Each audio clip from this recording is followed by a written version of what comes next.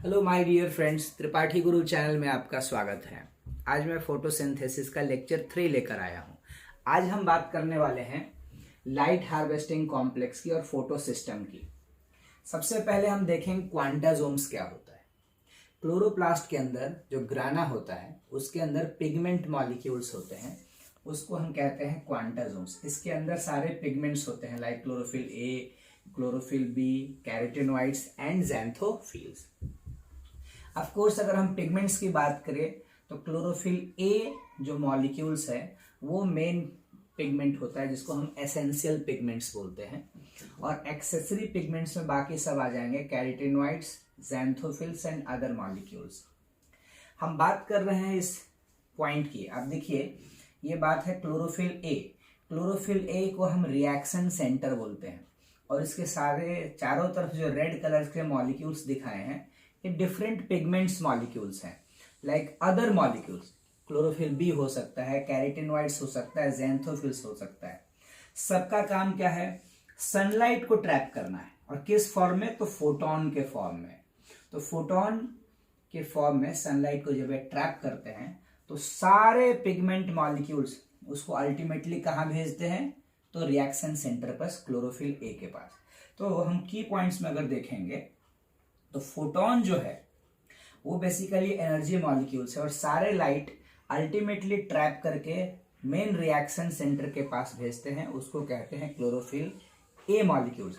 तो हम कह सकते हैं कि chlorophyll A is most important pigment molecules to absorb the sunlight. बाकी सारे जो पिगमेंट मॉलिक्यूल्स हैं वो क्लोरोफिल ए को क्या करते हैं? सपोर्ट देते हैं और लाइट एब्जॉर्प्शन में हेल्प करते हैं।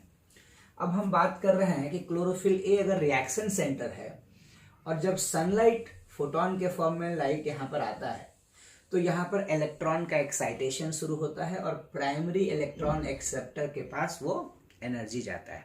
हम बात करने वाले हैं फोटो सिस्टम की। तो photosynthetic pigments are organised in the membrane system. दो मेम्ब्रेन सिस्टम है, उसको हम क्या कहते हैं? Light harvesting complex. वो दो है, एक फोटो सिस्टम 1 है और दूसरा है फोटो सिस्टम 2। जरा दोनों को ध्यान से देखेंगे हम कि फोटो सिस्टम 1 और फोटो सिस्टम 2 क्या कहता है। फोटो सिस्टम 1 की बात अगर करेंगे तो उसका रिएक्शन सेंटर का जो डायनोमीटर है वो P700 है, और अगर हम फोटो सिस्टम 2 की बात कर रहे हैं, फोटो सिस्टम 2 की बात करेंगे तो एब्जॉर्प्शन का इसका रिएक्शन सेंटर क्या है? P680 nanometre. मतलब दोनों पिगमेंट सिस्टम जो है या फोटो सिस्टम है अलग अलग वेवलेंथ के लाइट को एब्जॉर्ब करते हैं। PS1 700 नैनोमीटर को एब्जॉर्ब कर रहा है और PS2 जो है वो 682 को कर रहा है। दोनों केस में पॉइंट क्लियर है कि क्लोरोफिल ए ही मेन रिएक्शन सेंटर है और बाकी सारे जो पिगमेंट्स हैं वो सनलाइट को ट्रैप करके अल्टीमेटली किसको देते हैं? क्लोरोफिल ए को। इसीलिए हम कह सकते हैं कि फोटो सिस्टम में अगर हम लाइट हार्वेस्टिंग सिस्टम की बात करेंगे तो दो अलग अलग पिगमेंट सिस्टम का काम करते हैं और दोनों का वेवलेंथ भी अलग है, लेकिन अल्टीमेट गोल दोनों का क्या है? तो अल्टीमेट गोल है कि सनलाइट को ट्रैप करना और रिएक्शन सेंटर के पास भेजना, तब जाकर के इलेक्ट्रॉन का एक्साइटमेंट स्टार्ट होता है।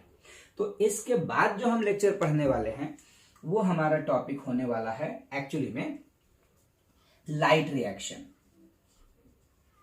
और उसके बाद का टॉपिक होगा डार्क रिएक्शन। तो अभी भी फोटो सिस्टम में, फोटोसिंथेसिस में इनफैक्ट 2-3 लेक्चर और मैं बताने वाला हूं बच्चों। अभी यहां ध्यान से देखोगे, जब कोई भी 11th लेवल पर आप एक्सपेरिमेंट करोगे, पेपर क्रोमेटोग्राफी एक्सपेरिमेंट, तो उसमें क्लियरली दिखाई देता है कि जो क्लोरोफिल ए है वो ब्लू ग्रीन कलर का दिखेगा, क्लोरोफिल बी जो है वो येलो ग्रीन का दिखेगा, ज़ैंथोफिल येलो कलर का दिखता है, और कैरोटीनॉइड्स येलो ऑरेंज का। ये आपका नीट का एमसीक्यू भी हो सकता है। तो एक एमसीक्यू यहां पर अपना फंसता है, एक एमसीक्यू यहां पर भी आता है वेवलेंथ के बारे में। लाइट हार्वेस्टिंग सिस्टम में 2 टाइप के काम कर रहे हैं। ऐसे बहुत सारा क्वांटासोम्स भी एक इंपॉर्टेंट कीवर्ड्स आता है। ऐसे बहुत सारे पॉइंट्स को देखेंगे। ऐसे लगातार मैं छोटे छोटे वीडियो एकदम 3-4-5 मिनट का जो आपको बेसिक कॉन्सेप्ट अच्छा करे वो लेकर आने वाला हूं। बट ऑब्वियस है ये बच्चों को फ़ायदा करेगा, तो मैं ज़रूर कहूँगा कि आप भी देखिए और औरों को भी बताइए। अगर फोटोसिंथेसिस का कॉन्सेप्ट अच्छा क्लियर करना है 11th के बच्चों को या 10th के बच्चों को, तो ये पूरा मैंने एक प्लेलिस्ट बनाया हुआ है। उस प्लेलिस्ट में आप जाएंगे तो लेक्चर 1, लेक्चर 2, लेक्चर 3 ऐसे करके 7-8 लेक्चर होने वाले हैं फोटोसिंथेसिस के।